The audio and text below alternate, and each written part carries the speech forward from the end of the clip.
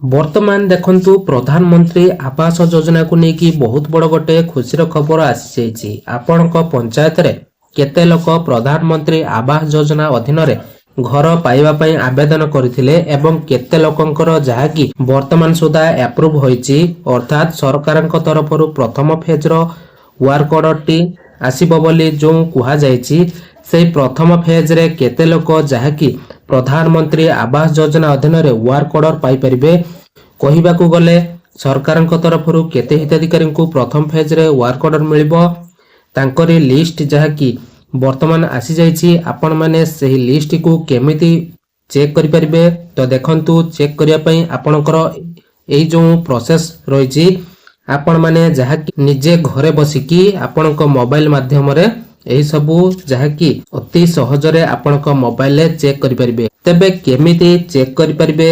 Check କରିବା ପାଇଁ କ'ଣ ପ୍ରୋସେସ୍ ରହିଛି ଆପଣଙ୍କୁ ମୁଁ ଏହି ଭିଡ଼ିଓ ମାଧ୍ୟମରେ ପୁରା ଷ୍ଟେପ୍ ବାଇ ଷ୍ଟେପ୍ ଜଣାଇଦେବି, ଯାହାକି ଆପଣମାନେ ଭିଡ଼ିଓଟିକୁ ଶେଷ ପର୍ଯ୍ୟନ୍ତ ଦେଖିଲା ପରେ ସେ ନେଇ ପୁରା ଇନଫର୍ମେସନଟି ଜାଣିପାରିବେ। ସେଥିପାଇଁ ଭିଡ଼ିଓଟିକୁ ବିନା ସ୍କିପ୍ କରିକି ଶେଷ ପର୍ଯ୍ୟନ୍ତ ଦେଖନ୍ତୁ। ତା ପୂର୍ବରୁ ଭିଡ଼ିଓକୁ ଗୋଟେ ଲାଇକ୍ କରିଦିଅନ୍ତୁ ଏବଂ ଯେଉଁମାନେ ଚ୍ୟାନେଲଟିକୁ ଏଯାଏଁ ସବସ୍କ୍ରାଇବ୍ କରିନାହାନ୍ତି, ଚ୍ୟାନେଲଟିକୁ ସବସ୍କ୍ରାଇବ୍ କରିଦିଅନ୍ତୁ। ପ୍ରଥମେ ଦେଖନ୍ତୁ, ଆପଣମାନେ ସମସ୍ତେ ଜାଣିଛନ୍ତି ଯେ ଆଉ କମ୍ ଦିନ ଭିତରେ ପ୍ରଧାନମନ୍ତ୍ରୀ ଆବାସ ଯୋଜନାର ୱାର୍କ ଅର୍ଡରଟି ଆସିଯିବ, ଅର୍ଥାତ୍ ସରକାରଙ୍କ ତରଫରୁ ପ୍ରଧାନମନ୍ତ୍ରୀ ଆବାସ ଯୋଜନାର ଯେଉଁ ୱାର୍କ ଅର୍ଡର ରହିଛି ସେ ୱାର୍କ ଅର୍ଡରଟି ପ୍ରଦାନ କରାଯିବ। ଦେଖନ୍ତୁ, ପୂର୍ବରୁ ମଧ୍ୟ ମାନ୍ୟବର ମନ୍ତ୍ରୀ ଯାହାକି ସୂଚନା ଦେଇଛନ୍ତି ଯେ ଜାନୁଆରୀ ମାସରେ ଆପଣମାନଙ୍କୁ ୱାର୍କ ଅର୍ଡରଟି ମିଳିବାର ଥିଲା, କିନ୍ତୁ ସରକାରଙ୍କ ତରଫରୁ ଜାନୁଆରୀ ମାସରେ ୱାର୍କ ଅର୍ଡରଟି ଦେଲେ ନାହିଁ ସରକାର। ଏବେ ଯାହାକି ଆପଣଙ୍କର ଆଶା କରାଯାଉଛି ଯେ ଏହି ଫେବୃଆରୀ ମାସରେ ପ୍ରଧାନମନ୍ତ୍ରୀ ଆବାସ ଯୋଜନା ଅଧୀନରେ ଯୋଗ୍ୟ ହିତାଧିକାରୀମାନେ ଯାହାକି ଘର ପାଇପାରିବେ। ତେବେ ଦେଖନ୍ତୁ, ସରକାରଙ୍କ ତରଫରୁ ପ୍ରଥମ ଫେଜ୍ରେ ଆପଣଙ୍କର 10 ଲକ୍ଷ ହିତାଧିକାରୀଙ୍କୁ ଘର ଦିଆଯିବ ବୋଲି ମାନ୍ୟବର ମନ୍ତ୍ରୀ ଯାହାକି ରବି ନାରାୟଣ ନାୟକ ଏନେଇ ଯାହାକି ସୂଚନା ଦେଇଛନ୍ତି। ତେବେ ଦେଖନ୍ତୁ, 34 ଲକ୍ଷ ହିତାଧିକାରୀଙ୍କର ଯେଉଁ ଲିଷ୍ଟ ପଠାଯାଇଛି ତାଙ୍କ ଭିତରୁ 10 ଲକ୍ଷ ହିତାଧିକାରୀ ଯାହାକି ୱାର୍କ ଅର୍ଡର ପାଇବେ ବୋଲି।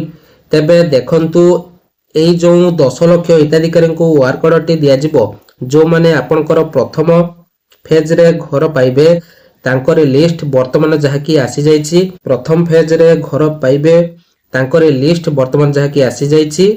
ଆପଣମାନେ ଯାହାକି ସେହି ଲିଷ୍ଟକୁ ଚେକ୍ କରିପାରିବେ, କଲା ପରେ ଜାଣିପାରିବେ ଯେ ଆପଣଙ୍କ ପଞ୍ଚାୟତରେ କେତେ ହିତାଧିକାରୀଙ୍କୁ ଆପଣଙ୍କର ପ୍ରଥମ ଫେଜ୍ରେ ଘରଟି ଦିଆଯିବ।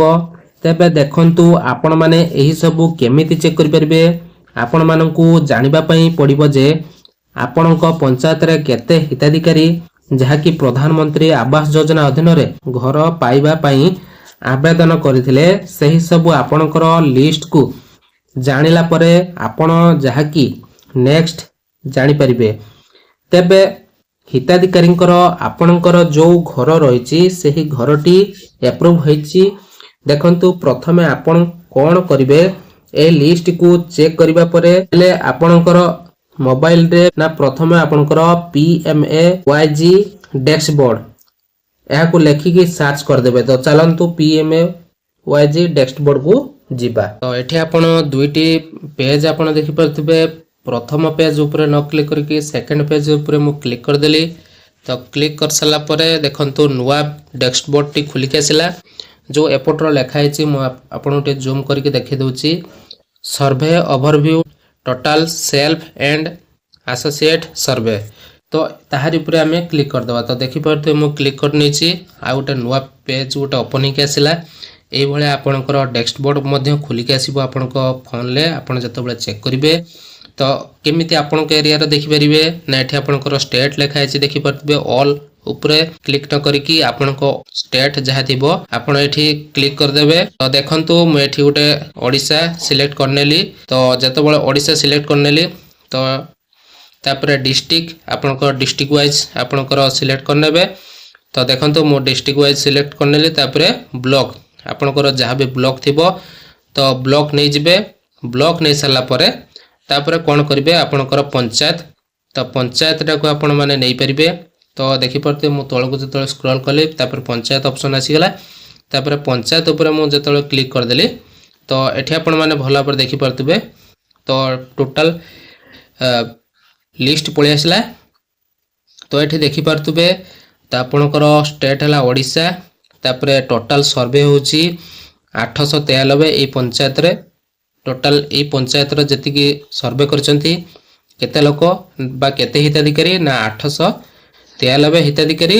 सेल्फ सर्वे माने निज तरफ को माने सेल्फ माने सर्वे करछंती केते जण ना आपणकर रहउची 8 जण, आउ एसोसिएट सर्वे केते जण करछंती ना 885 जण।